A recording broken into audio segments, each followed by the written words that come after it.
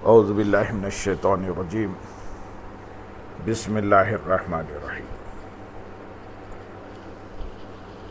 برادران عزیز و معزز خواتین، آج کی اس نشست میں شب برات یعنی نصف شعبان المعظم کی رات دعائیں و استغفار بیان کی جائیں گی۔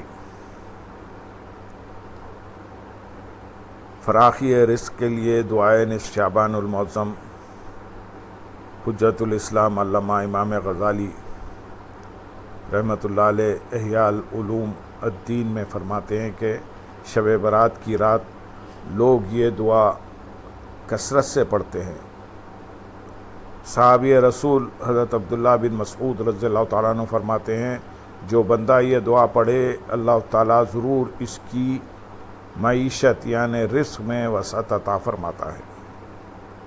اس دعا کو حضرت محمد غوث گوالیاری شتاری جو شتاریہ سلسلے کے جید بزرگ ہیں، آپ نے اس دعا کو اپنی کتاب جواہر خمسہ میں بھی تحریر فرمایا ہے اور فرمایا ہے کہ اس دعا کو 3 بار یاسین شریف کے ساتھ پڑھی جائے گی۔ پہلی بار دعا یاسین شریف اس نیت سے پڑھی جائے گی کہ اللہ تعالیٰ درازی عمر عطا کرے، کیونکہ اس رات زندگی اور موت کا فیصلہ ہوتا ہے، تو اللہ تعالیٰ سے اس بارے میں درازی عمر کے لیے یاسین شریف پڑھیں، اس کے بعد یہ دعا پڑھیں۔ دوسری بار یاسین شریف اس نیت سے پڑھی جائے گی کہ اللہ تعالیٰ رزق میں کشادگی عطا فرمائے، اور اس رات اللہ تعالیٰ بندوں پر رزق کی فراوانی کرتا ہے، تو اس سے التجا ہے، تو پہلے دوسری بار میں یاسین شریف، اس کے بعد یہ دعا پڑھی جائے گی۔ تیسری بار یاسین شریف اس نیت سے پڑھی جائے گی مستغنی عن الناس، یعنی اللہ تعالیٰ کسی کا محتاج نہ رکھے، جو بھی دے اپنے خزانے سے دے، تو اس نیت سے تیسری بار یاسین شریف پڑھی جائے گی، اس کے بعد یہ دعا پڑھی جائے گی۔ انشاءاللہ تعالیٰ اللہ تعالیٰ اپنی نظر رحمت سے ہمارے دعاؤں کو قبول فرمائے گا۔ وہ دعا یہ ہے جس کا ترجمہ میں پیش کر رہا ہوں۔ اے اللہ، اے احسان کرنے والے کہ تجھ پر احسان نہیں کیا جاتا، اے بڑی شان و شوکت والے، اے فضل والے، تیرے سوا کوئی معبود نہیں، تو پریشان حالوں کا مددگار ہے، پناہ مانگنے والوں کو پناہ دینے والا ہے اور خوف زدوں کو امان دینے والا ہے۔ اے اللہ، اگر تو مجھے اپنے پاس الکتاب یعنی لوح محفوظ میں شقی یعنی بدبخت لکھ چکا ہے، تو اے اللہ میرا نام بدبختوں میں سے مٹا دے اور مجھے اپنے پاس سعادت مند لکھ دے۔ اگر تو مجھے اپنے پاس الکتاب یعنی لوح محفوظ میں محروم رزق میں تنگی دیا ہوا لکھ چکا ہے، تو اے اللہ مجھ سے میری محرومی اور تنگی رزق کو دور فرما دے، اور اپنے فضل سے مجھے اپنے پاس الکتاب میں خوش بخت اور بھلائی کی توفیق دیا ہوا ثبت تحریر فرما دے۔ بے شک تو اپنی کتاب قرآن مجید میں فرماتا ہے، اللہ جس لکھے ہوئے کو چاہتا ہے مٹا دیتا ہے، اور جسے چاہتا ہے ثبت فرما دیتا ہے، اور اسی کے پاس اصل کتاب یعنی لوح محفوظ ہے۔ یہ شب برات کی دعا ہے اور بہت ہی مجرب دعا ہے، حدیث سے بھی ثابت ہے، اور علامہ امام غزالی نے بھی اپنی کتاب میں اس کا تذکرہ کیا ہے، اور محمد غوث گوالیاری شتاری رحمۃ اللہ علیہ نے بھی اپنی کتاب جواہر خمسہ میں تحریر فرمایا ہے اس کو پڑھنے کے لیے۔ اور اس رات نماز جو ہے وہ صلاۃ الخیر شب برات کی نماز ہے، شب برات میں 100 رکعت نفل نماز اس طرح ادا کی جائے کہ اس میں سورۃ فاتحہ کے بعد 1000 مرتبہ سورۃ اخلاص قل هو اللہ احد پڑھی جائے، یعنی ہر رکعت میں 10 بار سورہ اخلاص پڑھیں۔ یہ 100 رکعت 50 دکانوں کی شکل میں ہوں گے، 2 رکعت کے حساب سے، اور ہر رکعت میں سورہ فاتحہ کے بعد 10 بار سورہ اخلاص پڑھیں۔ اس نماز کو صلاۃ الخیر کہا جاتا ہے۔ اس نماز کی بہت زیادہ برکت ہے۔ پہلے زمانے کے بزرگ یہ نماز باجماعت ادا کرتے تھے اور اس کے لیے جمع ہوتے تھے۔ اس کی فضیلت زیادہ اور ثواب بے شمار ہے۔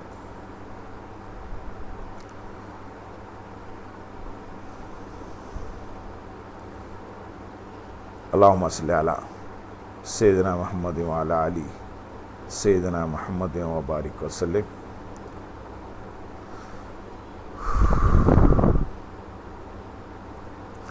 اس رات بے شمار دعائیں، بے شمار عبادتیں بیان کی گئی ہیں پڑھنے کے لیے۔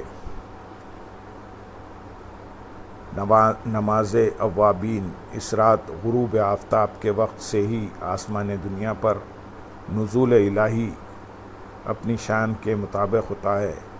یہ مغرب اور عشاء کے درمیان کی نماز ہے جو کم از کم 2 طویل رکعت یا 6 مختصر رکعت سے لے کر زیادہ سے زیادہ 20 رکعت پر مشتمل ہے۔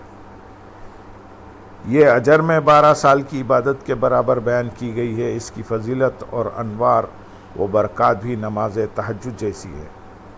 اس کا معمول پختگی سے اپنایا جائے، خواہ کم سے کم رکعت ہی کیوں نہ ہوں۔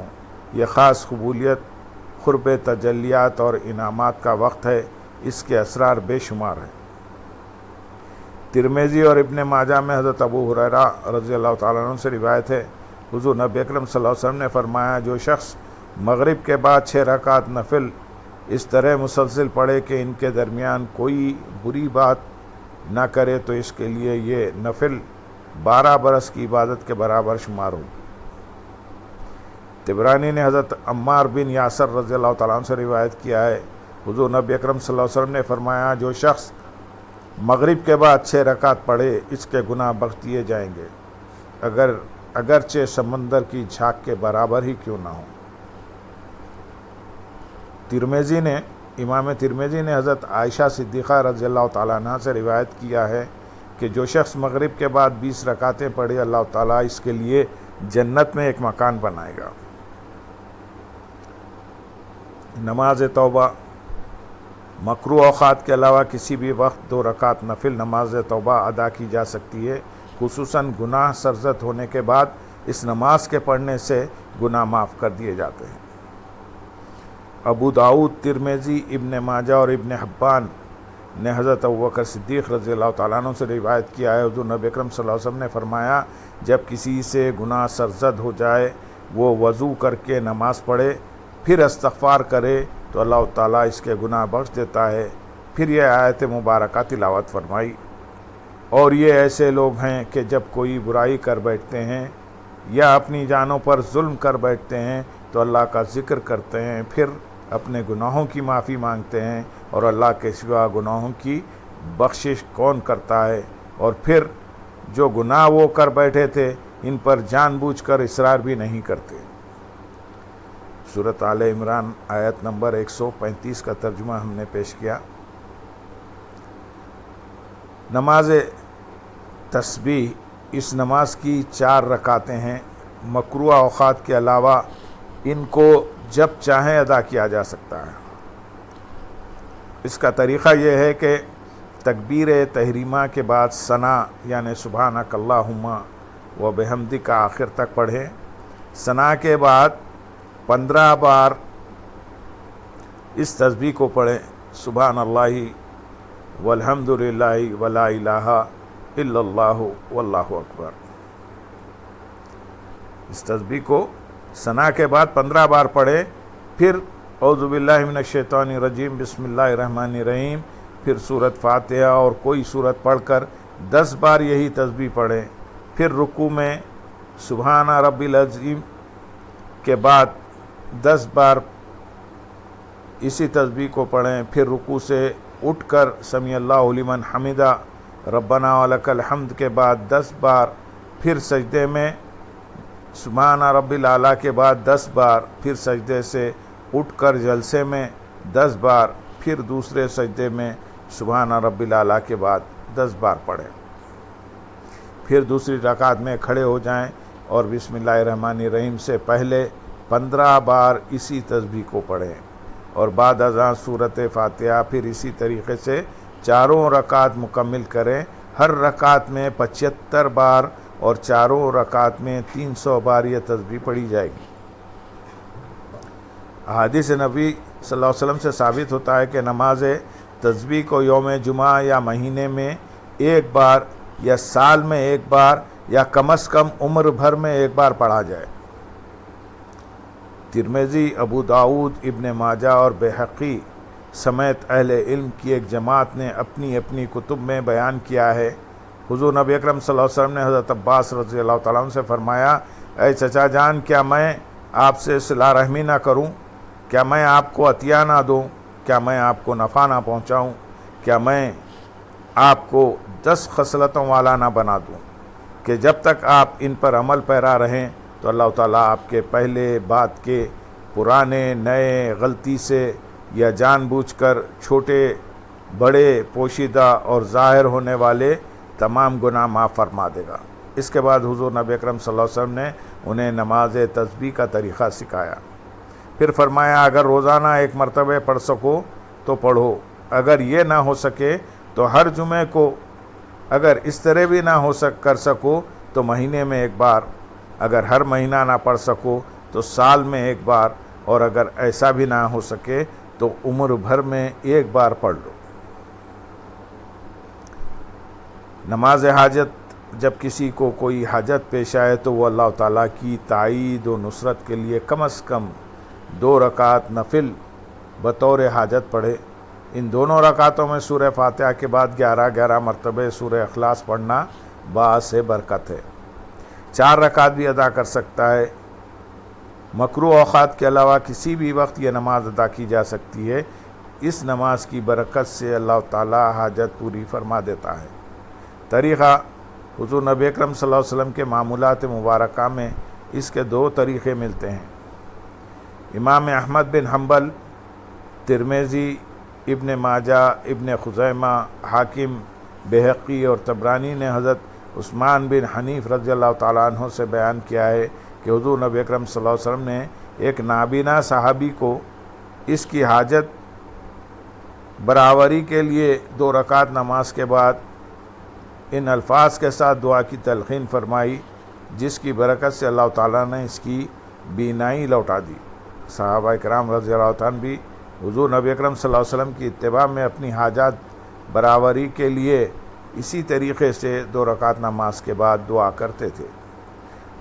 جو دعا کرتے تھے وہ دعا یہ ہے جس کا ترجمہ ہم پیش کر رہے ہیں، اے اللہ، بے شک میں تجھ سے تیرے نبی محمد مصطفیٰ صلی اللہ علیہ وسلم نبی رحمت کے وسیلے جلیلہ سے سوال کرتا ہوں اور تیری طرف توجہ کرتا ہوں۔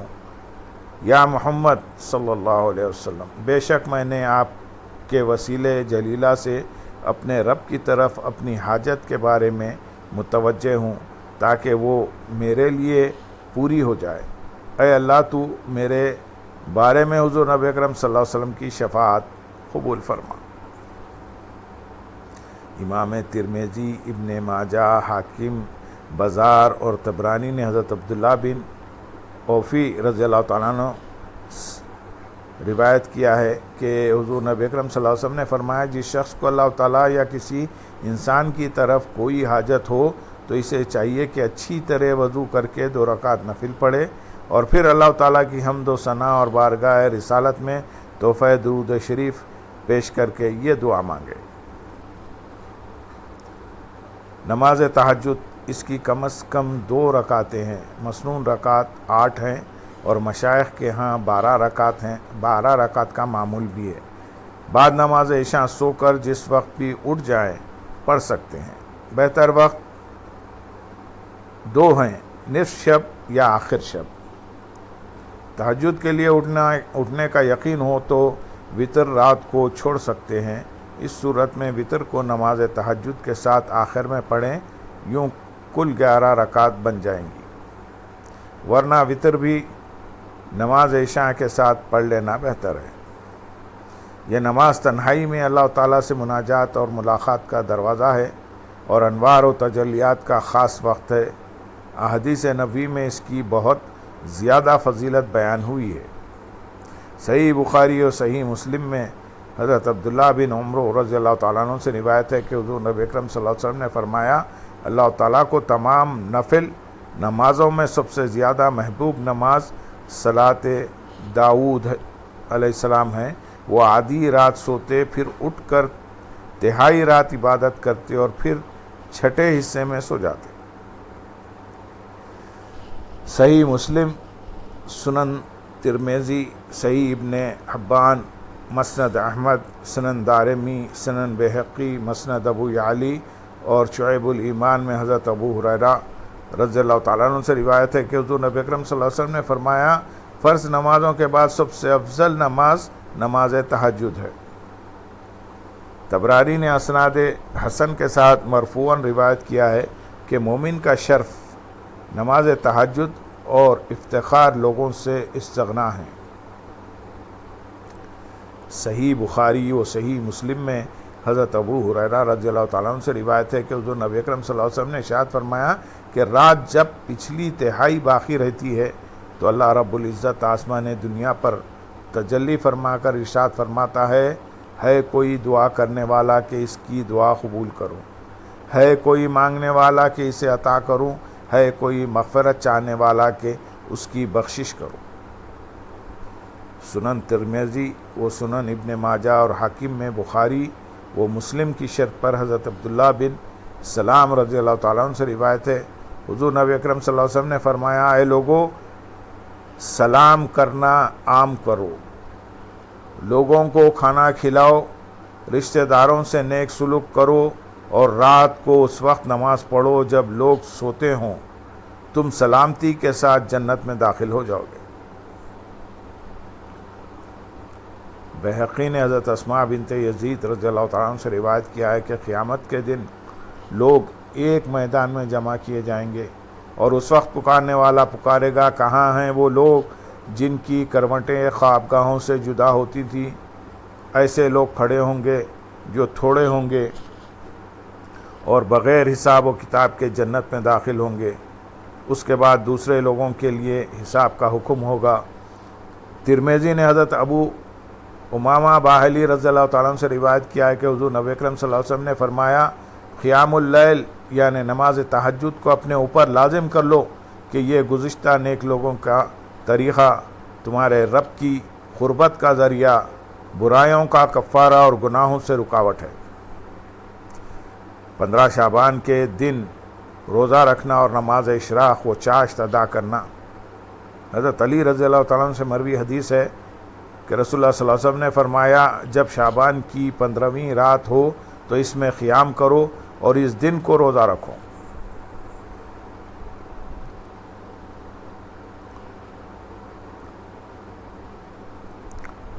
اللہم صلی علی سیدنا محمد وعلی آلہ سیدنا محمد مبارک وسلم۔ اے باری تعالیٰ، ہماری ٹوٹی پھوٹی عبادتوں کو قبول فرمائیے۔ اے باری تعالیٰ، شب برات کی اس مبارک رات میں ہماری عمروں میں اضافہ فرمائیے تاکہ ہم زیادہ سے زیادہ نیک اعمال کریں اور ہمیں نیک عمل کی توفیق بھی عطا فرمائیے۔ اے باری تعالیٰ، اس رات جب کہ لوگوں کا رزق لکھا جاتا ہے، ہمارے رزق میں کشادگی عطا فرمائیے۔ ہم کو اتنا دیجیے کہ ہم خود کھائیں اور دوسرے لوگوں کو جو ہے تقسیم کر سکیں، اور ہمیں اس کی توفیق عطا فرمائیے۔ اے باری تعالیٰ، اس رات تو سب کو اپنے خزانے سے عطا فرماتا ہے، ہمیں کسی کا محتاج نہ رکھ میرے مالک، ہمیں جو بھی دے اپنے خزانے سے عطا فرما میرے پاک پروردگار، کسی کا محتاج نہ رکھ۔ اے باری تعالیٰ، ہم سے وہ کام لیجئے جس سے آپ خوش ہوتے ہو میرے مالک۔ اے باری تعالیٰ، ہمیں اس کام سے روک دیجئے جس سے آپ ناراض ہوتے ہیں۔ اے باری تعالیٰ، ہم سے راضی ہو جائیے۔ اے باری تعالیٰ ہمارا